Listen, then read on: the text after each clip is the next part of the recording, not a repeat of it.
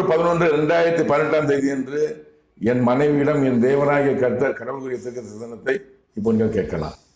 Nagkadimo, o tadimiki, tubida agit makut kirande tikiti mako tengi tikatimo tubita katan.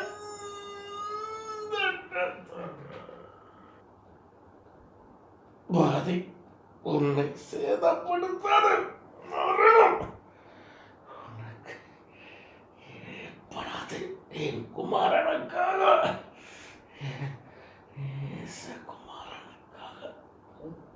உன் தாய் தகப்பன் சகோதரர்களை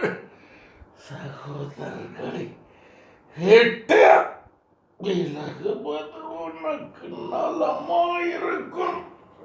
ஆதியிலே நான் உனக்கு கூறியது நினைவூட்டுகிறேன்.